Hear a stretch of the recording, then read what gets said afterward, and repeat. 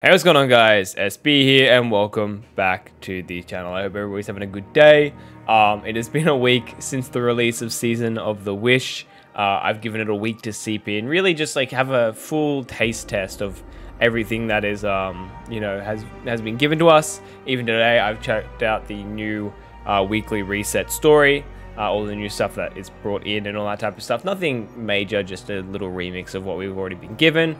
But I thought I'd let it seep in for a week and actually get a feel this time, instead of just jumping the gun and giving a review on like a 24-hour basis. I know you've seen, if you're watching this video, I'm sure you've seen plenty of the other content creators, other big YouTubers making their thoughts and impressions very early on, but I thought I'd let it seep in for a week, give it a good taste test and actually feel it out. I was very busy last week, had a lot of work to do, 6 days in a row of just straight work, so I wasn't able to jump in 24/7 with my friends, but I feel like I've played a good chunk to get a good grasp onto what this season is upholding, coming forward, obviously, and going on for 6 whole months. So, to get started, obviously, it's a Awoken themed season. I personally like that. We had a really good Season of the Lost way back when, if you remember that, just before Witch Queen, which was also very good.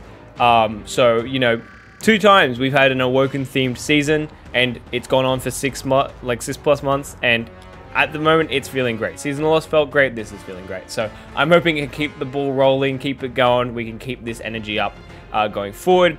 But I'm definitely having a good, strong feeling that they will be able to keep this going. Now, I'm not going to be bringing in any of the previous shit that Bungie has done. I'm not going to try and, I'm going to state the good and the bad, but I'm not going to start bitching. I'll try my best not to start bitching. I probably won't. No, I might have a little bit and bob there, but I'll try and keep it out. But anyway, starting off with the solid foundation that is the seasonal activities. Obviously, we've been given 2 seasonal activities with Riven's Lair and Coil. Now, these can be accessed from the helm, obviously. Riven's Lair is a match-made one. It's mainly for the story, where we go through and just clear out the way and all that. And the Coil is like a copy and paste of that, but it's got a private matchmaking system along with a normal matchmaking system. It's got a purchasing system for obviously getting bonuses and boosts to your abilities, weapon damage, elemental damage, all that good stuff. On top of pots that you need to pop and collect to get the shards that you need to purchase these upgrades with. And along with a lot of loot, and I mean a lot of loot. We've been, as a player myself, and along with a lot of my friends who I've been playing with, we've been complaining for a long while now that we are not being rewarded enough for what we do in the game, whether it be a seasonal activity, whether it be something like that. But this seasonal activity is just the bomb, right? Now, the Coil, obviously, as I said, match made or private, one of the two you can choose. I personally love doing private. It is just so much fun being able to go in there by myself or just with one other mate, like I usually do with Titan. You can probably see in the footage that I've got in the background here. It's me and Titan going through and actually doing it together. We just love it, you know what I mean? We've tried our best not to get too burnt out on it. We've been holding back a bit. We did grind a lot of it in the first week, but we've been trying to hold back. But I feel like obviously, it's like a rotating thing, so each week we're going to be getting something different, a different pattern of the portals we can go into, the different pattern of ads, the different boss rooms and all that. There's not much variation for the boss rooms, but there's variation to a reasonable extent, you know what I mean? But it's looking good. Now, obviously, if you've done the Coil, you will know that throughout the Coil, you need to be earning points by collecting shards. There are secret rooms where once you reach or once you collect a certain amount of shards, these secret rooms will open, revealing a chest. One is a bait chest, which has spikes on it, but the other one will give you a bit of loot. There is 2 of these chests, secret chest things, in the corridors where you're just moving forward and hitting the plates to open the portal that leads to the next encounter.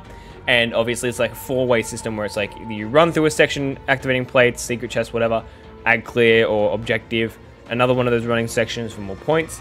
And then you've got the boss room, which will have, your typical bosses of whatever type of, whatever type of race you're fighting. So, it's a nice quick thing, you know what I mean? I think the fastest run I've done with Titan at the moment is like 20 minutes. So, it does take a good chunk of time, but it's not too long where you're sitting there going, Jesus Christ, we're in here for ages, you know what I mean? So, that's good. I personally like that. Having the ability to run through it quickly is great. And I'm sorry if I sound like I'm going really deep into this, but this is like the core foundation of what's making this season, you know, what's carrying this season. So anyway, I'll try and dumb it down a bit and keep it short, but I'm sorry if I go off on a little rant about it, because I absolutely love it. But anyway, as I was saying, there are 4 rotations of this. You'll go through it 4 times. So you'll start, pop the thing, grab your buff, go through, bang, bang, you beat the boss, you come back out. Once you've done that, you can either buy another tier 1 upgrade, or you can buy a tier 2 upgrade, depending on how many shards you collected. And each shard is like a personal thing, where if you're not shooting the pots and collecting them, you won't get them, your teammate may get them. So it's good to just try and even it out between your teammates, and try and get everything good, but you just keep on rolling through. You'll always be given a pot of 100 when you go back to the start as well, which is great. You go in there, you go, I want this upgrade, you buy it, you go back in. And it's rinse and repeat. You do that 4 times, right? Now, from what I've seen, you need 140,000 points to get platinum guaranteed, which is, honestly, is not that hard. I almost did it like twice now when I've done it by myself. I've barely run this thing by myself, but when I have, it's been a cruise. I haven't struggled too much. There's times where I go, oh fuck, this boss has killed me like 3 times, but I can breeze through it quite easily, you know what I mean? It's a good, what, half an hour run just doing it by myself, but I get everything sorted, and I haven't gotten platinum yet by myself. That's because I'm slow and I'm dying like an idiot every so often. I think it's attrition this week, so I might have a better chance without togetherness, but, you know, it is what it is. But having one other person there, or, you know, usually a fire team of 3, you can easily breeze through the platinum. And platinum rewards are so good. 4 chests, you don't need layer keys to open them. 4 normal chests, plus the option between 2 chests. One will guarantee you a weapon, and one will guarantee you a bit of armor. You can know what weapon or armor you're going to be getting by looking at the display above the chest. When you open it, you can open one of the 2 chests there, and it will give you your guaranteed thing. On top of Ascendant alloys, Ascendant shards, and Nightfall ciphers, all in that one little activity. You can get up to like 2 or 4 Nightfall ciphers. You can get up to like 4 Ascendant shards and 4 Ascendant alloys.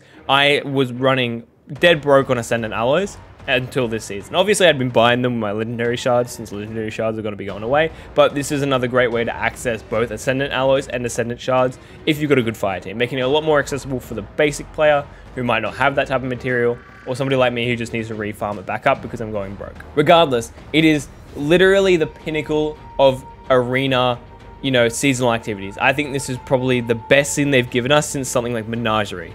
You know what I mean? Menagerie had the same feel to this. It was very different, but it had the same feel where you reward yourself, you give yourself upgrades, you get loot, and you get loot quick. You know what I mean? You're always being rewarded, you're always getting drops.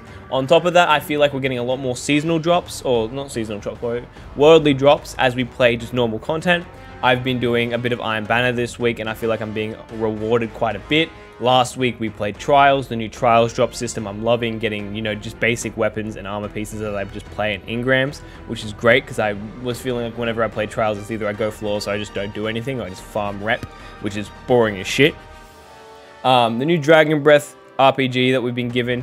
Yeah, it kind of sucks that it's the Destiny 1 exotic that's been popped back into the battle pass, but it's a great weapon. It's fun to use, you know what I mean? I've got the catalyst done. I need to still, you know, upgrade it and unlock it properly, but it is just a fun weapon, you know what I mean? It's so much fun to just jump in, use it. It's great for ad clear. It's just a fun little RPG you can use if you're already using a double base set of like other 2 weapons. I mean, it's obviously outclassed by plenty of other, like, you know, legendary or even exotic RPGs, but it's just a good, solid, foundational exotic thing for the battle pass, you know what I mean? But yeah, that thing is just, it's just such a, like I said, Destiny 1 exotic being pushed into the battle pass is kind of annoying, but it's great. Now, the armor and the weapons and all that from this season, not the best, but they're not the worst. Obviously, the weapons are mid-tier, you know, you get the good rolls, you got some bad rolls, there's nothing worth crying over or being excited over. Having the Season of the Undying weapons coming back is quite nice. I've been trying to craft them and get my hands on them since I didn't play very much during the Undying. I think I played like 2 days worth of it, so I got literally nothing, but I think it's quite cool. The weapons that are in there, I might go craft myself and put some good stuff into them, you know. The pulse rifle, I definitely need a solid pulse rifle.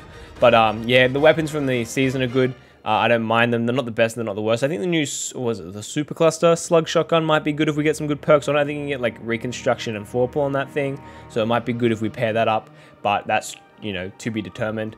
We've obviously got the new Pulse Rifle for comp, plenty of new weapons for Iron Banner. I mean plenty, but I mean 1 new AR with rerolled stats on the Reese Walker. We've got a bunch of new stuff just in general, which is good. The basic seasonal launch, you know, and I'm always sitting here trying my best to keep Bungie under a good critique, where I'm not saying, hey, you guys are doing a great job because you added this one thing we've been asking for, because obviously we want to be given, like, we want to be given more shit than just like what we've been asking for. It's like, oh, you know, they've given us one little of content, one little pop of content, you know what I mean? It's like, oh my god, wow. No, but I think they've done a good solid job this season giving us this stuff. Now, obviously, I'm sure you have seen the roadmap going forward. We've got the Dawning coming up. Guardian games have been pushed back. We might even have Crimson Days back from what I've been hearing. I haven't double checked that or anything, but I'm pretty sure it's confirmed. So a lot of stuff's coming forward. But yeah, regardless, I'm just gonna, you know, give my thoughts.